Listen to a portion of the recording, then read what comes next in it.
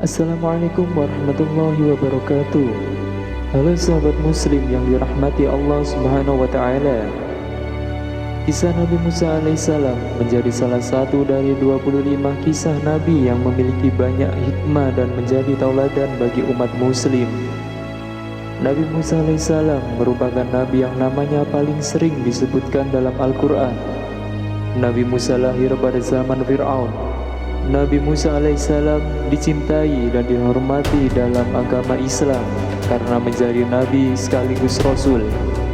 Umat muslim percaya pada semua Rasul Allah SWT dan kitab suci yang diturunkan kepada mereka.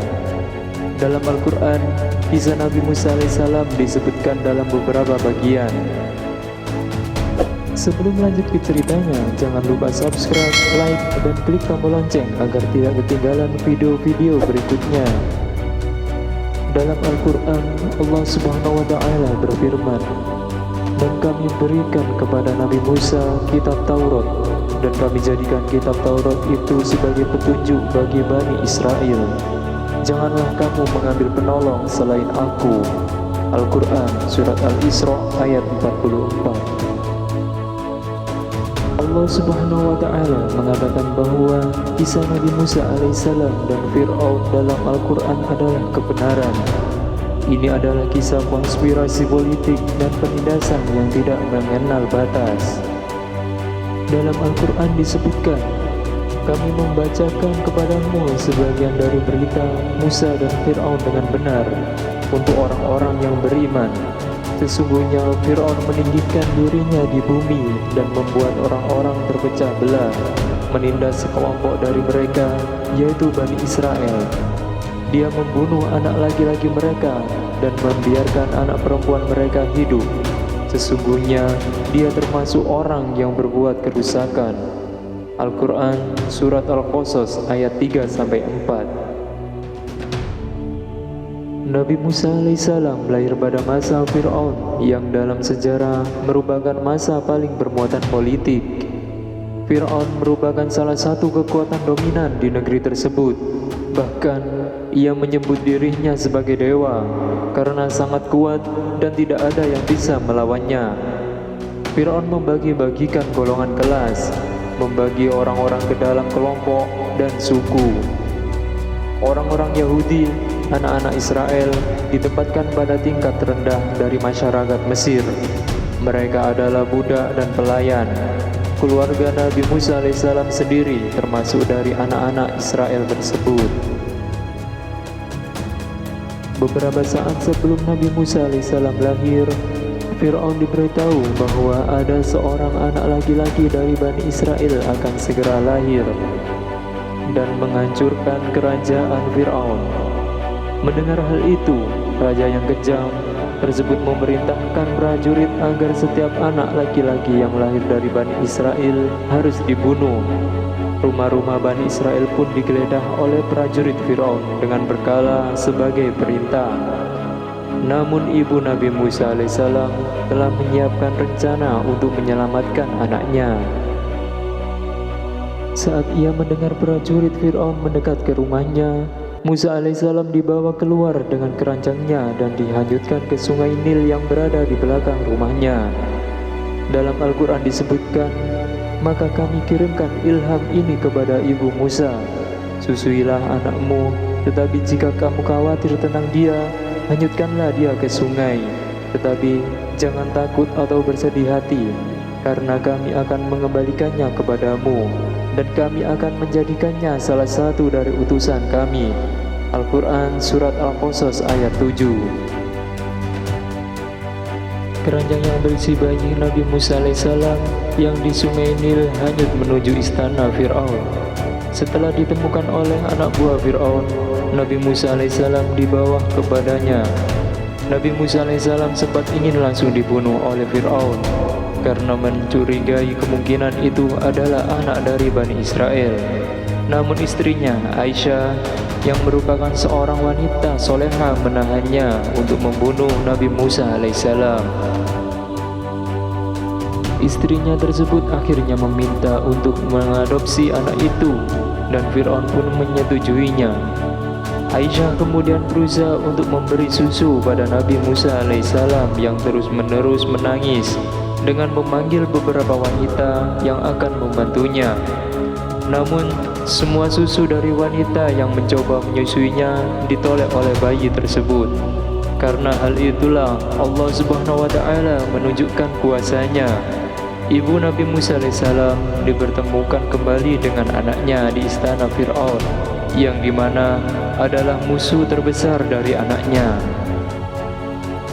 Nabi Musa alaihissalam dibesarkan di rumah Fir'aun dan terbiasa dengan urusan negara. Ketika beranjak usia dewasa, dia sekali terlibat dalam perkelahian antara orang Israel dan orang Mesir yang mengakibatkan pembunuhan secara sembrono. Kemudian Nabi Musa alaihissalam pergi ke Madian, tempat di mana ia menikahi Safura, putri dari Nabi Syuaib alaihissalam. Setelah tinggal beberapa waktu di Madian, dia pergi untuk kembali ke Mesir.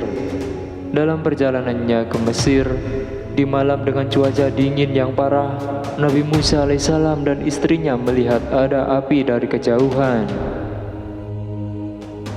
Istrinya pun disuruh untuk tetap tinggal di tempatnya dan ia pergi ke api tersebut. Saat mendekati api, Nabi Musa alaihissalam melihat bahwa api itu berasal dari pohon hijau, tetapi tidak ada seorang pun yang terlihat.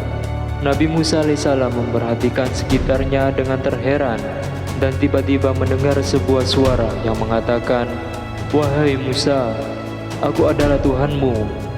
Suara itu juga menyuruhnya untuk melempar tongkatnya ke tanah. Setelah Nabi Musa alaihissalam melemparnya, tiba-tiba saja tongkatnya berubah menjadi ular dan membuatnya ketakutan. Nabi Musa alaihissalam kemudian diperintahkan untuk mengangkat ular itu tanpa rasa takut. Dan ketika dia melakukannya, ular itu berubah kembali menjadi tongkat. Setelah kejadian tersebut, Nabi Musa alaihissalam melanjutkan perjalanannya ke kota Mesir. Ketika sampai di sana, Nabi Musa memulai dakwahnya dan memerintahkan kepada masyarakat bahwa Tuhan yang wajib disembah adalah Allah, bukan Raja Fir'aun. Kemudian Nabi Musa alaihissalam menuju istana Fir'aun dan menyuruhnya bertaubat karena yang dilakukannya adalah salah. Raja Fir'aun yang mendengar hal tersebut langsung marah dan menyuruhnya pergi. Nabi Musa tidak tinggal diam. Beliau menunjukkan kekuatan yang diberikan Allah Subhanahu wa Ta'ala kepadanya dengan melempar tongkatnya ke lantai dan berubah menjadi ular. Raja Fir'aun pun tertawa dan memanggil semua penyihir hebat ke istananya sehingga mereka bisa melakukan trik yang sama seperti yang dilakukan Nabi Musa alaihissalam. Para penyihir yang dipanggil merasa tidak khawatir. Kemudian tongkat-tongkat penyihir dilemparkan ke lantai dan menggeliat seperti ular. Tetapi tongkat Nabi Musa yang berubah menjadi ular memakan semua ular-ular penyihir. Para penyihir segera menyadari bahwa ini bukanlah sihir, melainkan keajaiban, dan bersujud sambil berkata, "Kami percaya pada Nabi Musa." Allah Subhanahu wa Ta'ala mengatakan kepada Nabi Musa untuk memperingatkan Fir'aun bahwa ia akan menghukumnya dan umatnya jika mereka melanjutkan mengikuti Fir'aun dan tidak menerima iman dari Nabi Musa alaihissalam.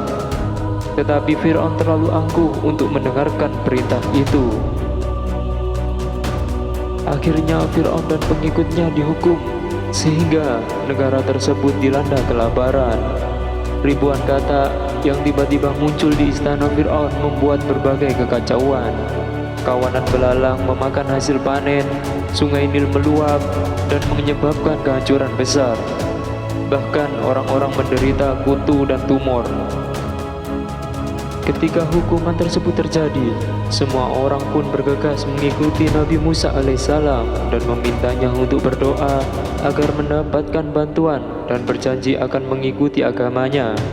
Tetapi ketika Nabi Musa sudah berdoa dan keadaan kembali seperti normal, orang-orang tersebut kembali menyembah berhala dan taat kepada Fir'aun. Kemudian orang-orang Bani Israel yang taat pada Allah pun dikumpulkan oleh Nabi Musa alaihissalam untuk berangkat ke Palestina. Raja Fir'aun yang mengetahui pelarian itu langsung bergegas untuk menyusul mereka dengan membawa pasukan besar.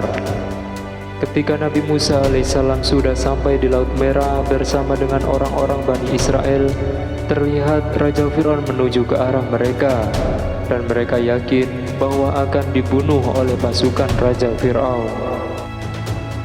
Namun Allah menolong Nabi Musa dan para pengikutnya. Nabi Musa diperintahkan untuk memukul tongkatnya ke tanah, dan air laut seketika terbelah, sehingga membuat jalan yang kering. Orang-orang menyeberang dengan aman. Ketika Fir'aun melihat jalan itu, dia memasuki laut dengan memimpin pasukannya. Namun saat Fir'aun dan pengikutnya sudah berada di tengah-tengah laut, air yang terbuka tiba-tiba kembali menutup. Fir'aun dan pasukannya pun tenggelam di Laut Nil yang sekarang dikenal dengan Laut Merah. Itulah kisah dari Nabi Musa alaihissalam yang menjadi tauladan bagi umat muslim yang ada di seluruh dunia. Kisah tersebut memperlihatkan perjuangan Nabi Musa alaihissalam dalam menyebarkan ajaran agama dari Allah Subhanahu wa taala dan membuktikan kebesaran serta kekuasaan dari Allah Subhanahu wa taala. Allahu a'lam bishawab.